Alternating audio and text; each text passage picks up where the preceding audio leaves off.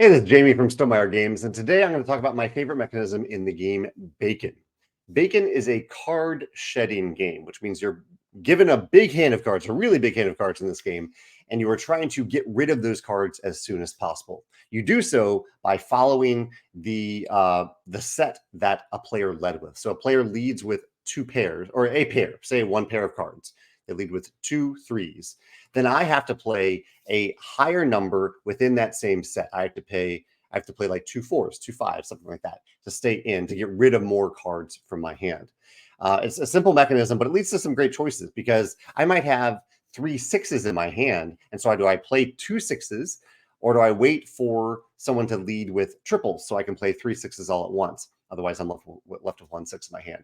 That is the shedding game concept in general. What Bacon does differently is it offers a ton of different sets for you to choose from. So they're called combos over here. How many are there? 3, 6, 10 different combos over here on the left. I can just play a single card if you want. You can play a pair. You can play 3 of a kind. You can play a run of a few different cards. You can play 2 pairs. You can play, but they have to be consecutive ranks. So I can't just play a pair of 1s and a pair of 3s. That has to be consecutive numbers. So they have all these different sets. And what I really like about the design of these is that it goes beyond the standard poker hands that we see so often. I love poker. I love poker hands.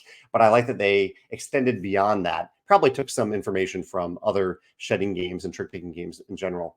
But I really like that they went beyond standard poker hands. And on top of that, though, there are the specials. So there are even more types of hands that you can create over here. So, and specials are played into the game in a really interesting way in that, so in this example, I said someone led with a pair. So you need to play a pair after that. However, the exception to that is if I want to turn that combo into a special, I can play a special on any combo. So I can ignore the combo and just play a special. Specials are really more difficult sets of cards to get. Like this one says 4 of a kind, a straight flush, a quint, so you have 5 of a kind, a stretch flush, so 6 cards in a row, all of the same color, or a hex, 6 cards of the same number. So 6 6s here is the example used. And you can play these on top of a combo. So you can ignore that pair and just say, you know, I just want to play this stretch flush that I have in my hand to get rid of all these cards at the same time. You can do that. And then players, once you get into the specials, players need to play a better special to continue getting cards out of their hand.